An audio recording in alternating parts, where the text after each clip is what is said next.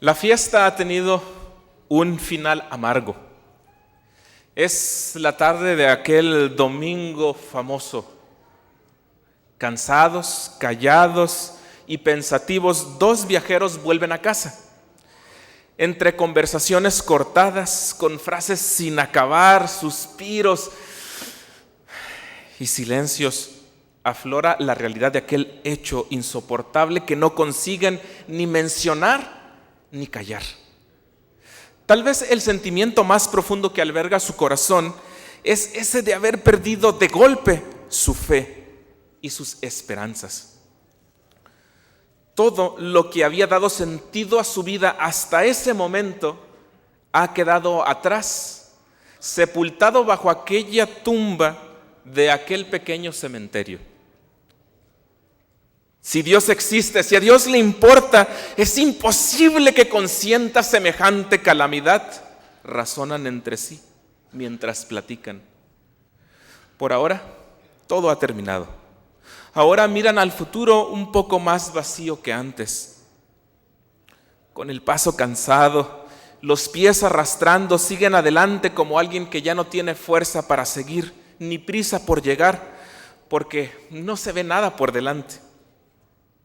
Han pasado solo 3 días desde aquel tormentoso evento, pero ya ha sido suficiente sufrimiento como para acabar con su seguridad y sus convicciones.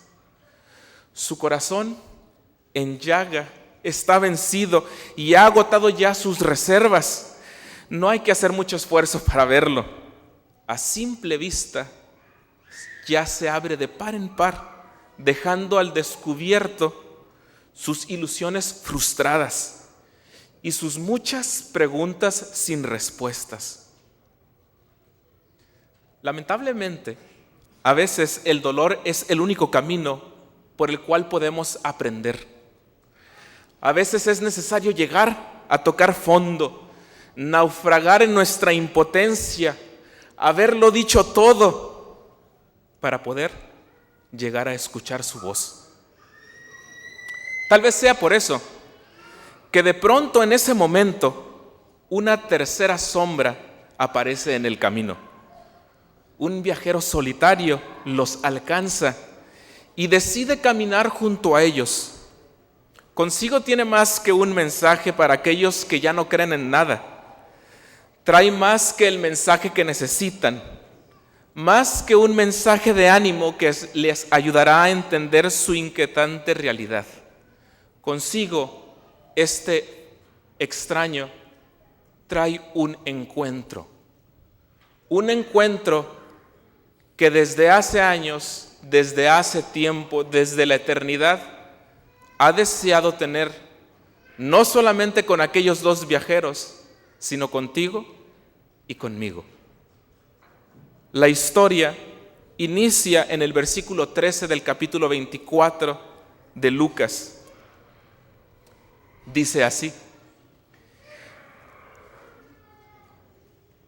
Nueva versión internacional, NVI.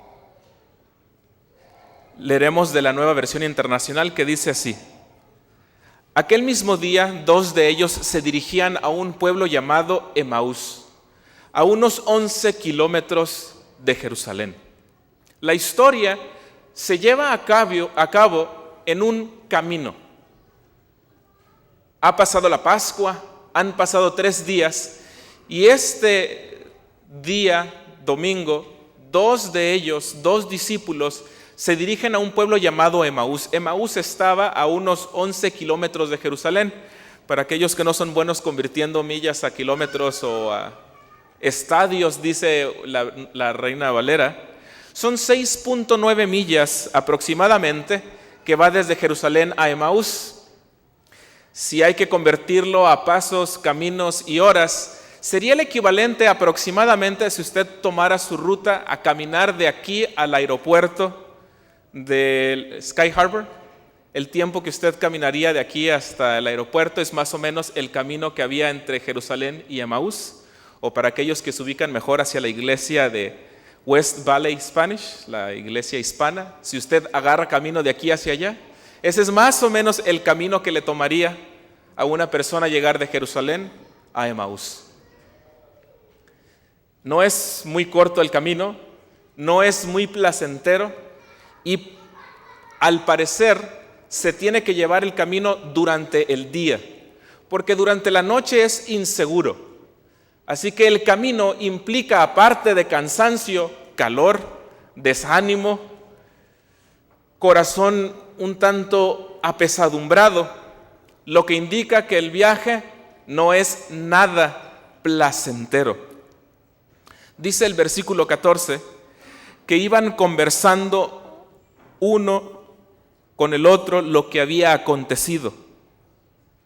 Sucedió, dice el versículo 15, que mientras hablaban y discutían, Jesús mismo se acercó y comenzó a caminar con ellos. Versículo 16, pero no lo reconocieron, pues sus ojos estaban velados. ¿Cuántas veces no nos ha sucedido esto en nuestra vida? Tenemos un problema, algo que nos acongoja, un ser querido que falleció, que está hospitalizado, un problema de autoestima, una mala relación con el cónyuge, promesas rotas.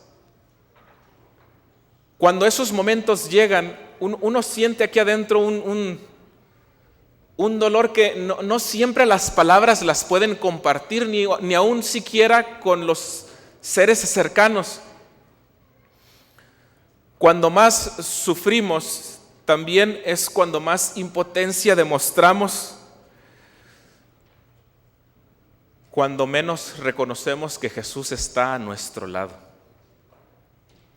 Pero qué bendición que Jesús viene al encuentro de estos dos sin que estos se lo hayan pedido.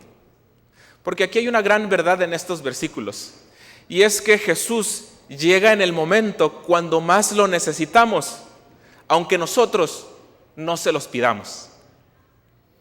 Me encontraba viajando en el año 2010 hacia una entrevista de trabajo. Cuando llegamos a la entrevista de trabajo en el estado de Texas, la compañía había pagado mi vuelo desde Michigan a Texas para la entrevista de trabajo.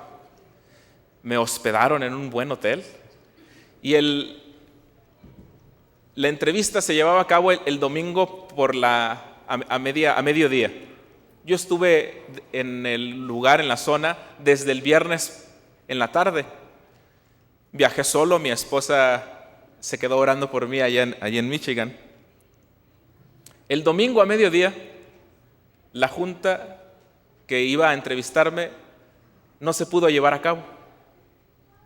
No hubo entrevista de trabajo. Le pregunté al director del colegio que me iba a entrevistar, ¿y ahora qué hago?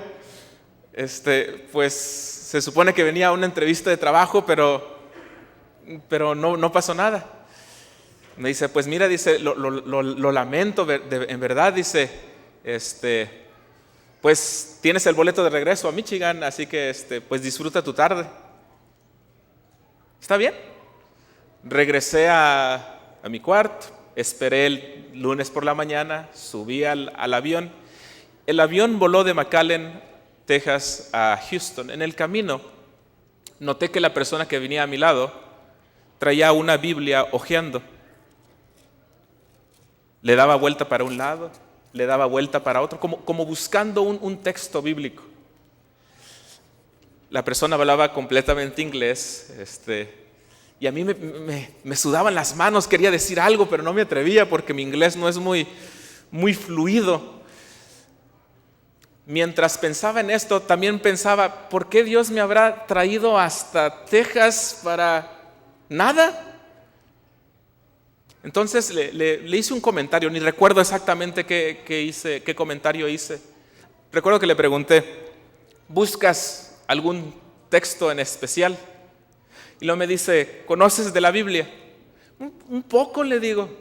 A lo mejor si me dices qué versículo buscas, entre los dos lo buscamos. Yo tenía mi Biblia a la mano y la saqué y le dije, pues podemos buscarlo, tú en inglés y yo en español, a ver quién lo encuentra primero. Se rió, era una señora aproximadamente unos 35, 36 años de edad. Y me dice, estoy buscando un versículo que me dé ánimo, me dice. Bueno, le digo, de esos hay muchos. Resulta, le digo, que en la parte de atrás de mi Biblia, en la sección de notas, tengo a mano una serie de textos que dan ánimo, de cualquieres. Me comenzó a platicar. Resulta que su esposo se había ido de misionero a una sección en el África. La denominación de ella había pagado el viaje para él, así que decidieron, él viajó a África, pasó un año y decidió traerse a la familia, a su hija, a su esposa y a su hijo pequeño. No habían pasado 2 meses de que ella llegó a África cuando el niño chiquito enfermó y murió allá en África. La niña más grandecita se enfermó seriamente, que el esposo pidió permiso para venir a Estados Unidos a que se tratara a la niña, ya que allá donde estaban, el único hospital que había era un hospital adventista y en el momento no tenían el medicamento que el niño necesitaba. En la plática yo le dije, yo soy adventista también. Me dice, bueno, mira, ese pues es en el hospital tal. Sí, luego sí he escuchado eso en las historias misioneras, pero nunca me había tocado estar frente a alguien que de veras había estado en ese hospital. Me dice, pues viajamos. Estuvimos aquí 3 meses y nuestro niño se recuperó. Cuando decidimos viajar de regreso a África para continuar nuestro trabajo misionero, me dijo, nuestra iglesia había suspendido el contrato porque nos ausentamos por 3 meses. Me dice, tuvimos que pagar de nuestra bolsa el viaje de África a Estados Unidos.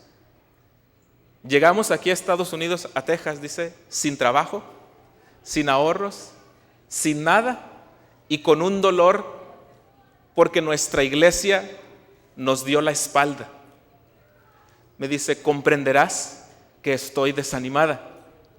Todavía, dice, viajé aquí, dice, a McAllen, porque aquí está la oficina central de la sección de la iglesia donde trabajamos. Y la iglesia, lo que sería el presidente de su iglesia, les dijo que él no podía ayudarlos en nada, que continuaran con su vida, que Dios los iba a bendecir en el camino. Dice, nosotros entregamos todo nuestro trabajo, todo. Dejamos una cuenta de ahorros, la invertimos para irnos para allá. Ahora nos quedamos sin nada solo porque mi niño se enfermó y tuvimos que venir para acá. No nos proveyeron, dice, dinero para el funeral de nuestro hijo que murió allá. Pues le digo, sí encuentro difícil encontrar un solo versículo que atienda todo lo que estás buscando, pero sí te voy a decir algo. Soy mexicano, le digo, como te habrás podido dar cuenta en mi inglés mocho. Yo creo que eres una persona muy importante para Dios, porque soy mexicano, que estoy estudiando en Michigan, me pagaron para una entrevista de trabajo para viajar a Texas, la entrevista de trabajo no se dio, y aquí estoy diciéndote, eres importante. Fin de la conversación, se puso a llorar. Y le dije, me imagino que te habías olvidado que Jesús camina a tu lado. Hubo un buen momento en que ella estuvo llorando, la dejamos que llorara. Cuando ya estábamos por aterrizar a Houston, me dice toda penada, qué pena que me veas llorando. No, le digo, es todo un honor viajar con alguien tan importante para Dios. Estos 2 hombres que viajaban a Emaús iban con el corazón roto. Jesús iba a su lado. Lamentablemente, como comúnmente nos sucede, nosotros no nos damos cuenta que Jesús va a nuestro lado. Tal vez porque dice el versículo 16, nuestros ojos están velados. Es decir, estamos tan cargados que no lo podemos ver aunque está frente a nosotros. Llegaste aquí tal vez esta mañana pensando que tienes un problema y a ver si Dios te atiende. Déjame decirte que Jesús ya camina a tu lado, solo que tú no te has dado cuenta. Dice el versículo 17 que Jesús les preguntó: ¿qué vienen discutiendo por el camino? Y ellos se detuvieron cabizbajos. El que conoce todo, el que no puede esconderse nada de él, pregunta: ¿qué vienen discutiendo? ¿Será que porque hasta ese momento se le había escapado lo que había sucedido? Parece que no. ¿Para qué pregunta Jesús qué sucede? Si ya lo sabe. Jesús quiere iniciar un encuentro. Jesús quiere entablar comunicación y lo hace en términos para que tú te des cuenta de eso. ¿Cuántas veces el Señor no se nos acerca para ver cómo estamos? Y nuestra respuesta no es muy diferente a lo que Cleofas le dice en el versículo de ellos. Dice, uno de ellos, llamado Cleofas, le dijo: ¿eres tú el único peregrino en Jerusalén que no se ha enterado de todo lo que ha pasado recientemente? Oye, Señor, mi jefe de trabajo se da cuenta de mi problema. Mi tía que vive en México se sabe. ¿Y tú? Parece que eres el único que no te has dado cuenta que estoy sufriendo así. ¿Qué pasó, Señor? Me mandan tarjetitas, me escriben mensajes en el Facebook. Todo el mundo se interesa por mí, menos tú. ¿Qué te pasa, Señor? ¿Eres tú el único que no sabe de lo que estoy pasando? Tal vez sea yo el único que piensa así, pero me he encontrado a mí mismo muchas veces escupiendo para arriba, diciéndole al Señor: no te interesas por mí. Hago todo por ti, pero tú no te interesas por mí. Pacientemente, Jesús vuelve a preguntar: ¿qué es lo que ha pasado? No sé, siento así como que Jesús se escondía las manos entre su túnica y les pregunta: ¿qué habrá pasado? Si tan solo hubieran asomado un poquito más adentro, hubiesen visto que Él sabe lo que ha pasado, pero que no está interesado tanto en que le digan qué sucede, sino en tener un encuentro con nosotros. ¿Qué es lo que ha pasado? Todavía le responden: lo de Jesús de Nazaret, era un profeta, poderoso en obras y en palabras delante de Dios y de todo el pueblo. A partir de este versículo, los dos discípulos que se encuentran en el camino, presentan una serie de problemas que bien nos haría reflexionar en ellos. Por lo que pude hacer, encontré por lo menos 7 problemas que ellos hacen en su declaración de los eventos a Jesús. El primer problema es que le dicen a Jesús: el Jesús que murió hace 3 días era un profeta, poderoso en obras y en palabras delante de Dios y de todo el pueblo. Jesús, para ellos, era solamente un profeta. El primer problema era que ellos habían estado tiempo con Jesús, pero no consideraban a Jesús Dios. No lo consideraban el Salvador del mundo. Simple y sencillamente para ellos, Jesús era un profeta. ¿Cuántas personas que se llaman cristianas a sí mismas no consideran a Jesús o a Dios solamente como una teoría bonita, como una idea que es atractiva, un pretexto para encontrarse con amigos? Jesús solamente es un profeta. En el mejor de los casos, una buena idea. Alguien que tiene palabras bonitas, pero que no impacta mi vida. Venimos a nuestros cultos a escuchar palabras bonitas, nunca para encontrarnos con Jesús. Pero Jesús desea encontrarse con nosotros. El problema es que nosotros, otro problema que tenían ellos y tal vez nosotros, ni siquiera sabemos de qué carecemos verdaderamente. Jesús sí sabe. Jesús sí sabe qué es lo que nosotros necesitamos, pero nosotros no.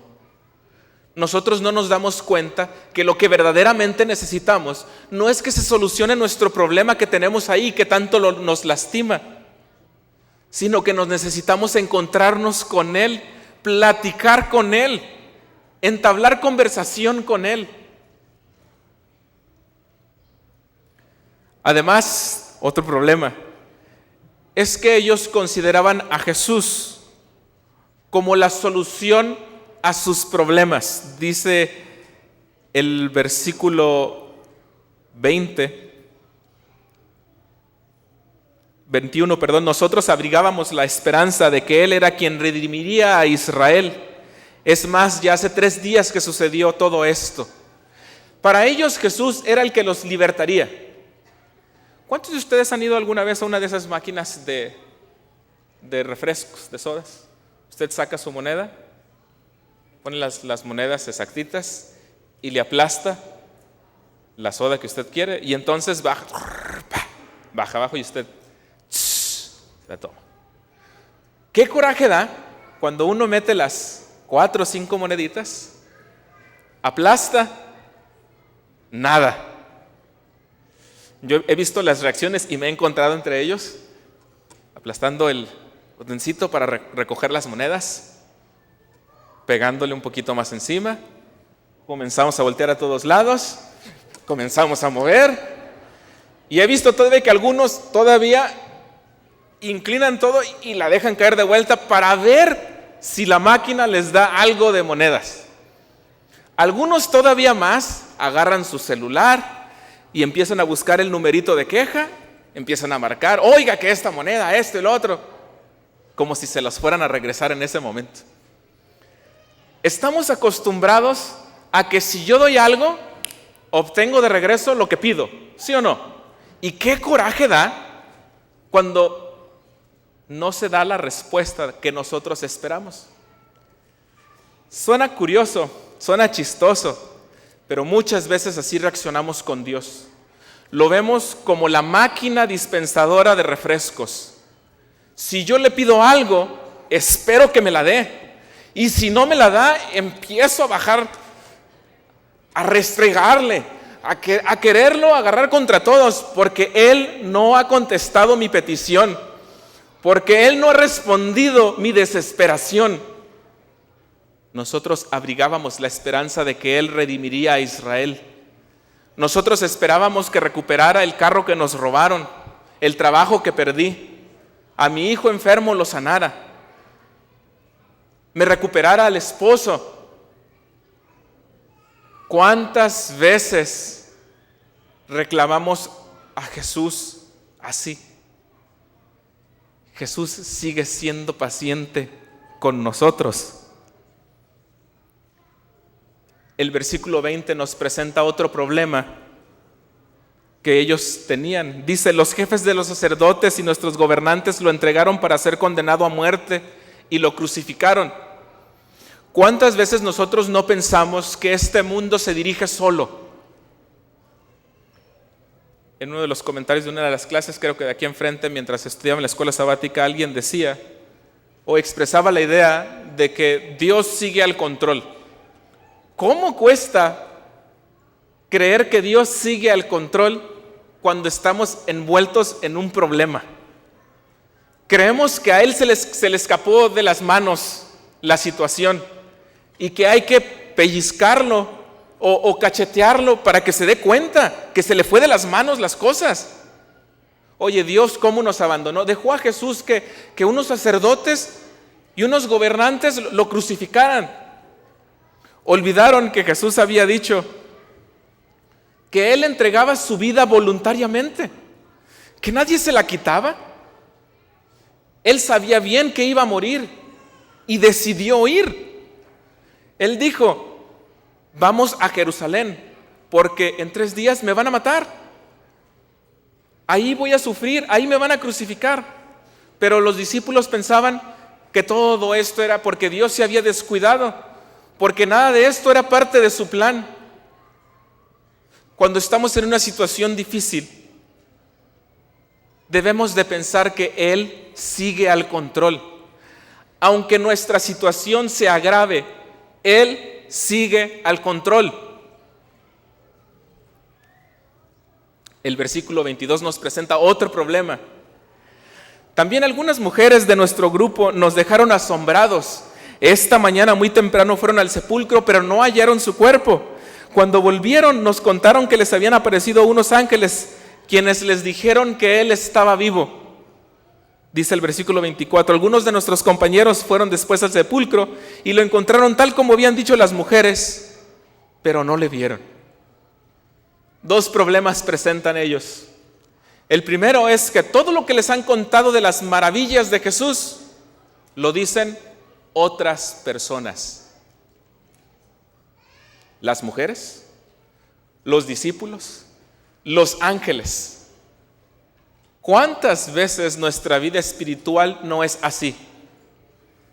Lo mejor que platicamos de la vida espiritual es lo que le pasó al pastor, lo que le pasó al primer anciano, lo que le pasó a mi tía, que es bien entregada al Señor, lo que le pasó a mi tío, a mi primo.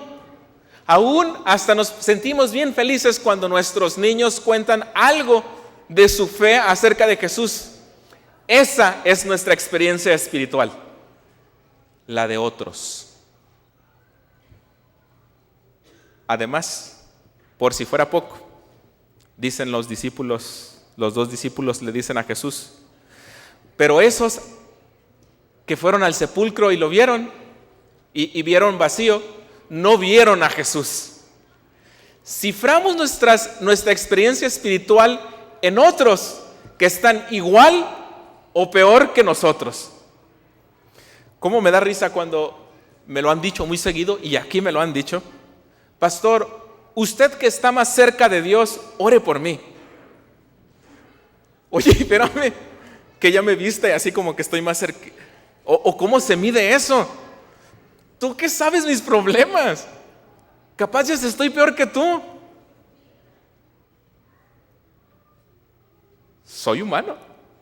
Tengo los mismos problemas que tú, solo se me comisionó con una labor un poquito de mayor responsabilidad, pero no me hace nada diferente como para que alguien me tome de ejemplo. Pero a Él no lo vieron. No es extraño entonces que Jesús haga una llamada de atención. Lo hace con todo cariño, pero lo hace fuerte y en serio. Dice el versículo 25, qué torpes son ustedes. En un mundo de humanismo donde el hombre es lo mejor, donde hay que motivarnos para seguir adelante y hay que sentirse bien, estas palabras de Jesús parece que no encajan en este modo de pensar. ¡Qué torpes! Dicen los muchachos, ¿no? Cuando alguien presenta una idea no muy adecuada. Aquí está Jesús. ¡Qué torpes! ¿Me lo dice a mí? ¿Te lo dice a ti? Y expone la razón. ¡Qué tardos de corazón para creer lo que han dicho los profetas! ¡Qué tardos de corazón! Y entonces Jesús toma su tiempo, dice el versículo 27, comenzando por Moisés y por todos los profetas, les explicó lo que se refería a él en todas las escrituras. ¿Será que estos discípulos sabían lo que Jesús predicaba? Ellos ya hasta habían tomado tiempo para ir a otras aldeas a predicar de Jesús, pero parece que algunas cosas no hacían sentido, tanto que Jesús les tuvo que hacer un repaso de toda la Biblia y decirles: amigos, la respuesta la han tenido frente a ustedes todo este tiempo, pero no la han visto. Empezando desde Moisés y por todas las escrituras, les explicó lo que se refería a él en todas las escrituras. El versículo 28 parece que dice que recorrieron todo el camino y hubo la plática larga, porque las millas estas, las 6 millas y 9, se habían recorrido ya casi al final del día. Dice el versículo 28 que al acercarse al pueblo a donde se dirigían, Jesús hizo como que se iba más lejos. Esta parte me gusta de Dios, me gusta de Jesús, porque Él se asegura que ha atendido nuestra necesidad, pero no publica en el periódico que lo ha hecho. No tiene un muro en Facebook donde dice: le suplí la necesidad hoy a Abner Perales, y entonces me pone un tag para que yo lo vea y todo el mundo de mis amigos se entere que él ya solucionó mi problema.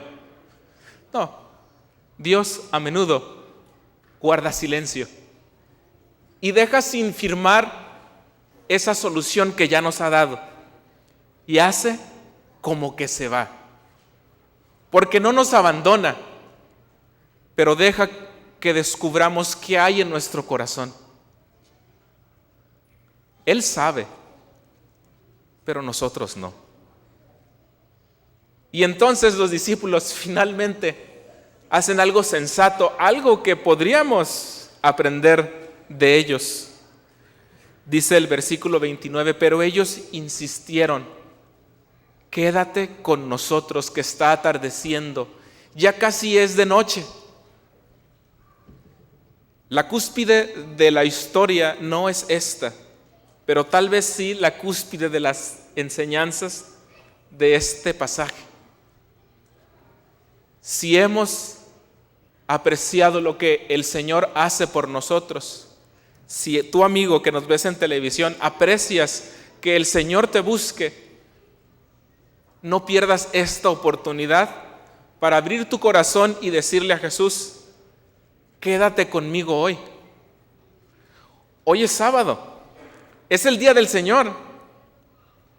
No dejemos que sea otro sábado como todos aquellos, cargados de sueño, juntas, actividades, cultos, programas, y Jesús a un lado. Esta es una oportunidad que Jesús abre para todo aquel que se quiere acercar a Él.